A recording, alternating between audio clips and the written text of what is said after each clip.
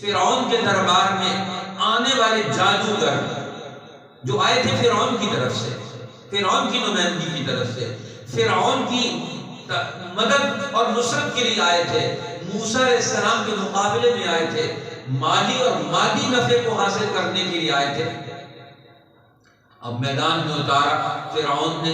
اس دور کے بڑے پڑھے لکھے لوگ تھے، سمجھدار لوگ تھے، جن کو بہت ساری زندگی کے معاملات کا عبور حاصل ہوتا تھا، انسانوں کے باطن تک وہ جھانکتے تھے، ہر چیز کو کنٹرول کرنا ذہنی قوتوں سے ان کے اوپر ختم تھا۔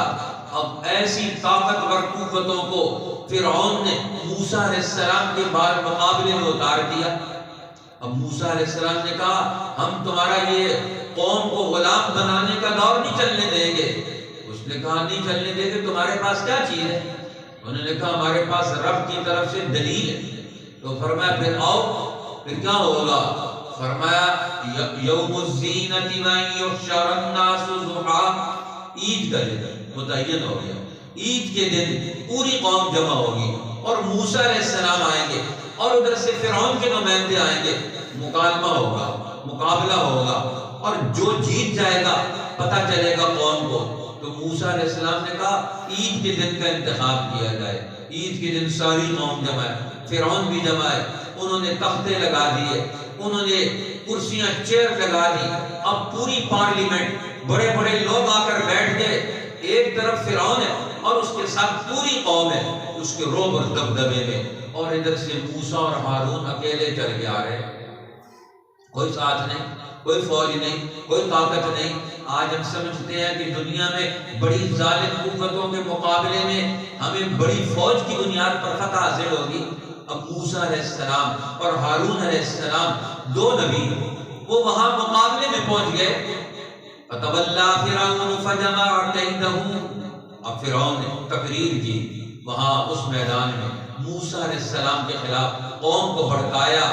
ان ھذان لساحران، یہ دو بھی جادوگر ہیں، موسیٰ اور ہارون بھی، یریدان ان یخرجاکم من ارضکم بسحرہما۔ اب پہلا اس نے وار کیا سیاسی وار، یہ باغی ہے، یہ تمہیں تمہارے ملک سے، وطن سے نکالنا چاہتے ہیں، سرزمین پر قبضہ کرنا چاہتے ہیں۔ اب اس نے پہلے ذہن بنانے کی کوشش کی، ان ھذان لساحران یریدان ان یخرجاکم من ارضکم بسحرہما، اپنی جادو کی طاقت سے تمہیں تمہارے ملک سے نکالنا چاہتے ہیں۔ اب ان کا ملک ہے کدھر؟ ہے تو ملک فرعون کا، نعمتیں فرعون کی، وہ تو بیچارے وہاں ذلیل غلام ہیں، پست ہیں، ان کو تو ان کی محنت کا پائی پیسہ مزدوری بھی پوری نہیں دیتا فرعونی نظام، اور کہتے ہیں تمہارے ملک سے تمہیں نکالنا چاہتا ہے۔ اب جب اپنے اوپر دباؤ آتا ہے تو پھر قوم کی طرف اشارے کرتے ہیں، قوم کو اپنے ساتھ ملانے کی کوشش کرتے ہیں، فرعون کی کوشش کرتے ہیں، اور پھر دوسرا وار کیا۔ یہ وار زیادہ خطرناک ہوتا ہے، مذہبی وار۔ وَيَذْهَبَا بِطَرِيقَتِكُمُ الْمُثْلَىٰ، یہ تمہارا مذہبی آباء و اجداد کا دین ختم کرنا چاہتا ہے، یہ نیا دین لے کر آیا ہے، تمہارا دین بگاڑنا چاہتا ہے، تمہارے ملک پر قبضہ کرنا چاہتا ہے اور تمہارے دین کو بگاڑنا چاہتا ہے۔ فَأَجْمِعُوا كَيْدَكُمْ، اپنی ساری تدبیریں اکٹھی کرو، ثُمَّ أْتُوا صَفًّا، پوری صف بندی کرو اس کے مقابلے میں، دو آدمیوں کے مقابلے میں۔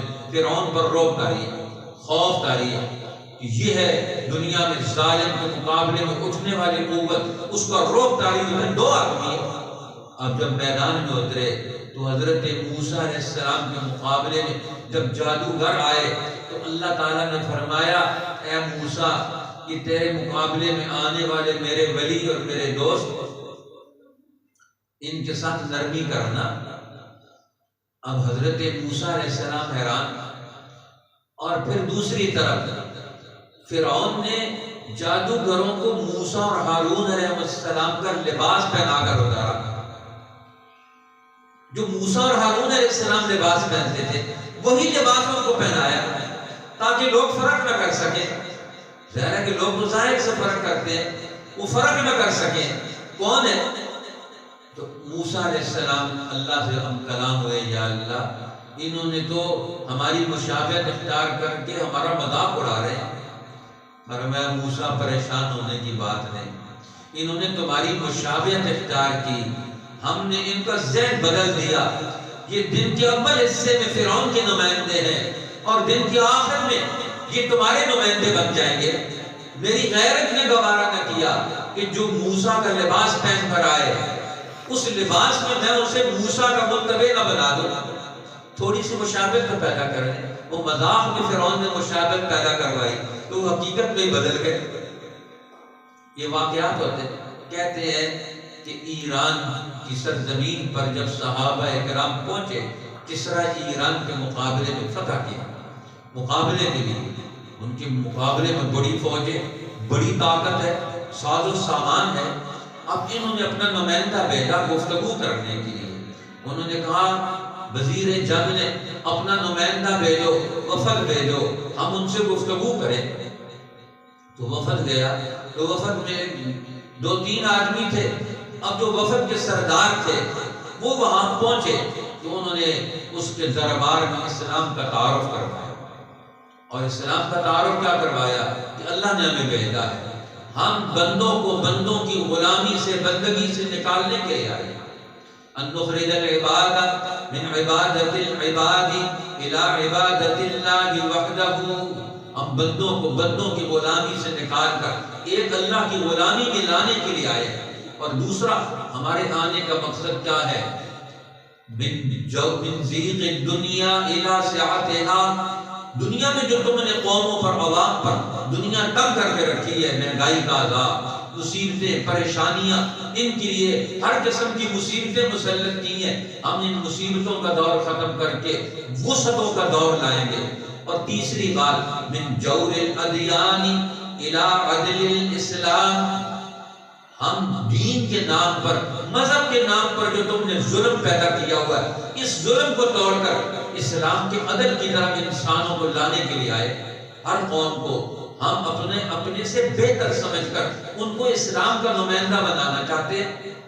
اب انہوں نے نفرت کے طور پر جاتے ہوئے وہاں سے اس صحابی کو انہوں نے کہا یہ آئے ہیں ان سے نفرت کے اظہار کے لیے، حالانکہ سفیر بن کر آئے ہیں، لیکن رعونت، تکبر ان کے اندر، اپنی نشہ ہے ان کو، ساز و سامان کا، فوجوں کا، پیسے کا نشہ تھا.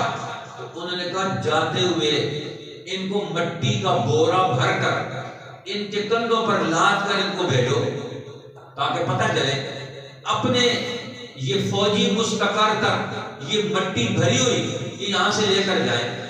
اب انہوں نے مٹی ان کے کندھے پر لا دی تو بھاگتے ہوئے مٹی کو اٹھا کر لے گئے. اور کہنے لگے جنگ سے پہلے فارس والوں نے اپنی مٹی آپ کو دے دی، فتح مبارک.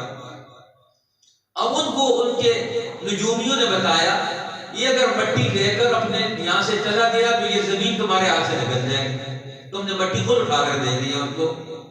اب قومیں بے وقوفی کرتی ہیں، لیڈر بھی بے وقوفیاں کرتے ہیں، اور ان بے وقوفیوں کا نتیجہ کیا ہے؟ اگلا دور فتح کا نکل آتا ہے. انہوں نے تو تکبر اور رعونت میں مٹی اٹھوا کر دی تو انہوں نے اسی کو اپنے لیے فعال سمجھا کہ ایرانی قوم نے، ایرانی فوج نے، ایرانی سپہ سالار نے، اس فارس کے، اس کسرا کے بادشاہ کے نمائندے نے مٹی اٹھا کر ہمیں دے دی، اپنا ملک دے دیا، اس لیے ہم تو خوش ہیں.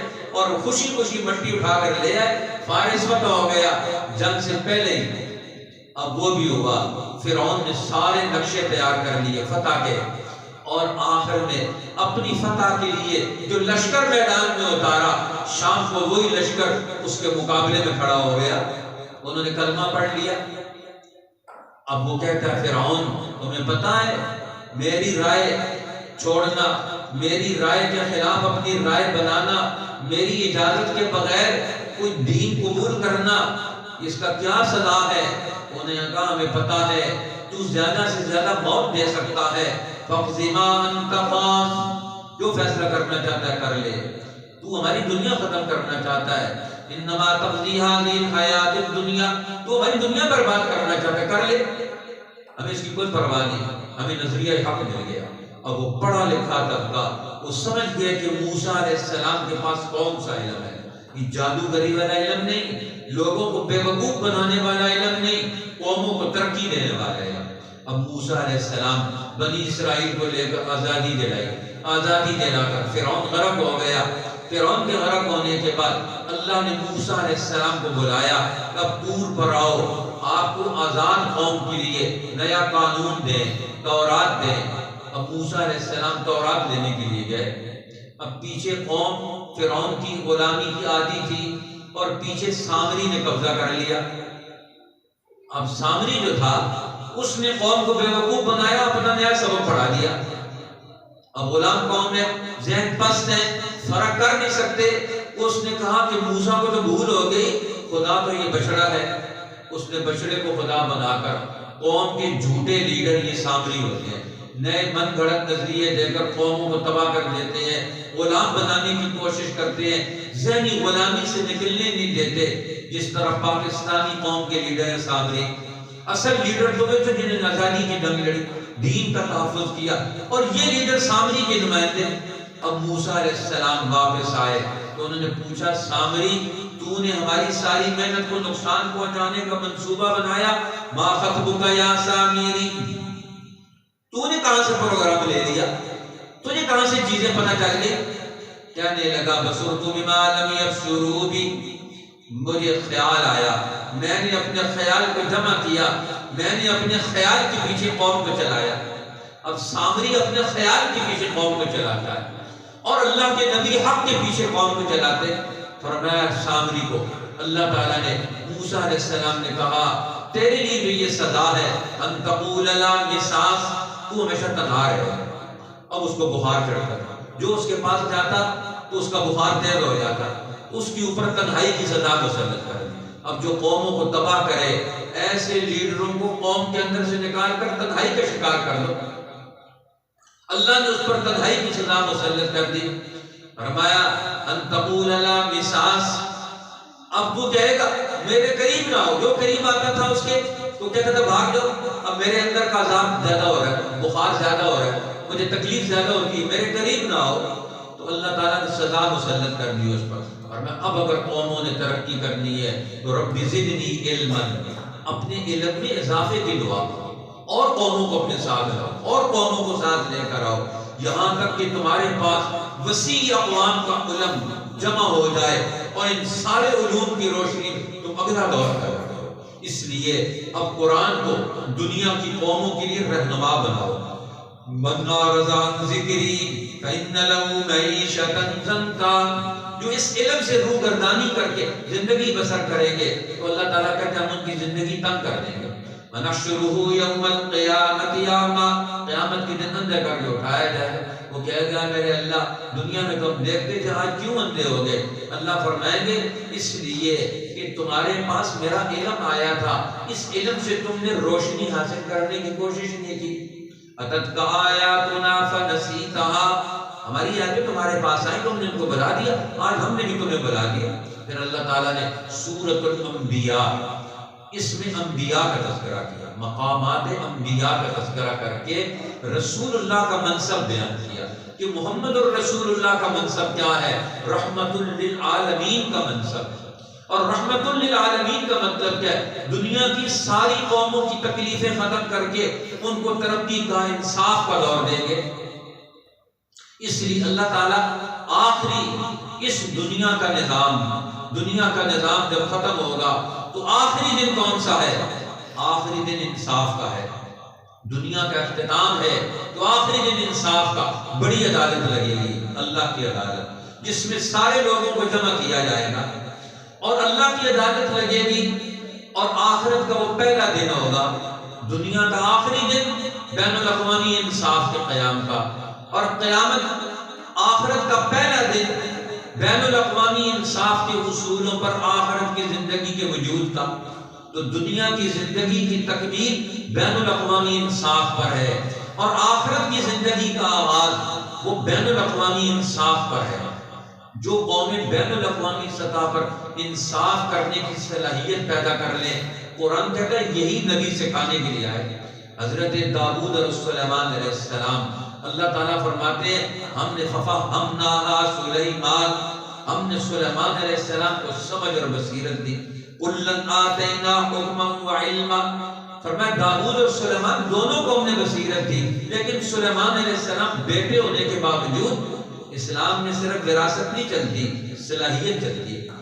اب حضرت داؤد علیہ السلام کے پاس ایک مسئلہ آیا کہ عورتیں جا رہی تھی، تو عورتیں کے بچے تھے، نئے بچے بھی پیدا ہوئے، تو وہاں بیٹھی ہوئی تھی کہ ایک بھیڑیا آیا اور ایک عورت کا بچہ اٹھا کے لے گیا، ایک بڑی عورت ایک چھوٹی عورت۔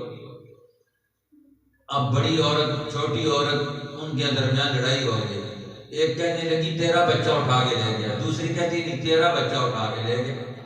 اب حضرت داؤد علیہ السلام کے سامنے مسئلہ پیش آیا، اس کا حل کریں، انصاف کریں۔ اب وہ بڑی عورت جو تھی وہ بڑی زبان دراز تھی، بولنے والی تھی، اس نے جا کر اس انداز سے مسئلہ پیش کیا کہ داؤد علیہ السلام نے اس کے حق میں فیصلہ کر دیا۔ اب فیصلہ ہو گیا، وہ لے کر وہاں سے نکل گئی۔ اب باہر جا رہی تھی، آگے سے سلیمان علیہ السلام آ رہے تھے۔ انہوں نے پوچھا کیا مسئلہ ہے، کیوں آئے تھے؟ انہوں نے کہا ہمارا مسئلہ بن گیا، بچہ گم گیا اور بھیڑیا اٹھا کے لے گیا، اب ہم انصاف کرانے کے لیے آئے، یہ کہتی میرا بچہ ہے، میں کہتی میرا بچہ ہے، اور داؤد علیہ السلام نے میرے حق میں فیصلہ کر دیا۔ انہوں نے کہا نہیں، فیصلہ میں کروں گا دوبارہ تمہارا۔ انہوں نے کہا کیا فیصلہ کریں گے؟ انہوں نے کہا فیصلہ یہ کریں گے چھری منگواؤ، اس بچے کو آدھا آدھا کریں گے، اسے کاٹیں گے، آدھا بچہ بڑی کو دیں گے، آدھا بچہ چھوٹی کو دیں گے۔ اب بڑی جو عورت تھی وہ کہنے لگی ٹھیک ہے، چھری منگوا کے اس کو آدھا آدھا کر دیں۔ چھوٹی کہنے لگی نہیں آدھا نہ کریں، اسی کو دے دیں۔ اس نے کہا بچہ تو میرا ہی ہے، چلو زندگی میں زندہ رہے گا تو دیکھ لیں گے، اگر مر جائے گا تو دیکھیں گے کیسے۔ وہ کہنے لگی ٹھیک ہے، بچے کو آدھا آدھا کر دیں۔ اب سلیمان علیہ السلام، گواہ تو کوئی بھی نہیں ہے، اندر سے گواہ نکال لیا۔ اندر سے کیسے گواہ نکالا جائے گا؟ پاکستان کی عدالت ہے، آج پاکستان کا سپریم کورٹ کا چیف جسٹس کہتا ہے اگر ہم سے کوئی انصاف مانگنے کے لیے آئے، ریٹائر پچھلا اس میں سے پہلے جو ریٹائر ہوئے نام میرے ذہن سے اتر گیا، اس نے باقاعدہ خطاب کیا، ریٹائرمنٹ سے پہلے خطاب کیا، اور اس خطاب میں کہا کہ ہمارا عدالتی نظام، آپ ان سے انصاف لینا چاہیں انصاف نہیں مل سکتا، ہمارے لیگل پروسیجر ہے، ہم ایک قانون کے پابند ہیں، مجھے پتا ہے کہ آپ نے زیادتی کی ہے، میں اپنی گواہی کی بنیاد پر، اپنے حق کی بنیاد پر میں فیصلہ نہیں کر سکتا، پروسیجر چلے گا۔ یہاں جو چیزیں طے شدہ ہمارے قانون کے اندر پروسیجر لا ہے، انصاف کا قانون نہیں ہے، جو پروسیجر انگریز نے طے کر دیا ہے کہ آپ نے اس سٹیپ سے آگے بڑھنا ہے، ہم باؤنڈ ہیں، ہم آپ کا فیصلہ اسی کے مطابق کریں گے، پروسیجر لا کے طے کریں گے، ہم آپ کے حقائق کی بنیاد پر فیصلہ نہیں کر سکتے ہیں۔ جو قانونی تقاضے پیدا ہو کے آ رہے ہیں، اگر پہلی ایف آئی آر غلط لکھی ہے اسی کے مطابق فیصلہ ہوگا، چاہے جو مرضی ہو جائے، حقائق نہیں بدل سکتے، حقائق کو نہیں دیکھا جائے گا، پروسیجر کو دیکھا جائے گا جو اڈاپٹ کر لیا گیا، چاہے وہ جیسے مرضی کر لے۔ تو اب سلیمان علیہ السلام نے کہا آدھا کریں گے، اندر سے گواہ نکال لیا، وہ کہتی ہے آدھا نہ کرے، اسی کو دے دیں، اور میں کہ بچہ اس چھوٹی کا تیرا نہیں ہے، وہیں سے اس کو بچہ واپس دلوا دیا۔ قرآن کہتا ہے یہ ہے بین الاقوامی انصاف، اپنی قوم کے ساتھ بھی انصاف کریں، دیگر قوموں کے ساتھ بھی انصاف کریں، اور انصاف کیسے ہوگا؟ وَلَقَدْ كَتَبْنَا فِي الزَّبُورِ مِن بَعْدِ الذِّكْرِ أَنَّ الْأَرْضَ يَرِثُهَا عِبَادِيَ الصَّالِحُونَ۔ اللہ کہتے ہیں ہم نے زبور میں بھی لکھ دیا تھا، ذکر کے بعد زمین کی وراثت نیک بندوں کو ملے گی۔ یہ زمین اللہ کی ہے، اس زمین پر حکمرانی کا حق کس کو ہے؟ صالحین کو ہے، سمجھدار لوگوں کو، عقل مند لوگوں کو، صلاحیت والے لوگوں کو، انصاف کرنے والے لوگوں کو، ان کو حق ہے اللہ کی طرف سے۔ اور اگر وہ حق پورا نہ کریں، قومیں سستی دکھائیں انصاف قائم کرنے میں، تو اللہ عذاب کے طور پر پھر ظالم ان پر مسلط کر دیتا ہے۔ یہ عذاب کے طور پر ہوتے، اللہ کی طرف سے نہیں ہوتا۔ اس طرح لوگ کہتے ہیں جی اللہ نے حکمران بنا دیا، بھئی اللہ نے سزا کے طور پر بنایا تمہارے لیے، تو مسئلے لوگ کام نہیں کرتے، انصاف کی جنگ نہیں لڑتے کسی کی، تو اللہ تعالیٰ نے تمہارے اوپر ظالم مسلط کر دیے۔ اللہ تعالیٰ نے یہ مقامات انبیاء کا تذکرہ کرنے کے بعد محمد الرسول اللہ کا مقام بیان کیا، وما ارسلناک الا رحمۃ للعالمین۔ اللہ تعالیٰ بین الاقوامی طور پر انصاف پیدا کرے گا، لیکن اس انصاف کے لیے زمین کون ہموار کرے گا؟ وہ محمد الرسول اللہ ہموار کریں گے۔ آپ رحمت بن کر آئے، دنیا کی ساری قوموں کو ان مسائل سے نکال کر ان کے لیے رحمت کی بنیاد پر انصاف مہیا کریں گے۔ اللہ جل شانہ ہمیں اسلام کی اس نمائندگی کی توفیق عطا فرمائے، تاکہ دنیا میں پھر ہر قوم اسلام کے نظریہ حیات سے ذہن لے کر، علم لے کر، اپنی زندگی کے تانے بانے بن کر دنیا میں بھی کامیاب ہو اور آخرت میں بھی کامیاب ہو۔ اللہ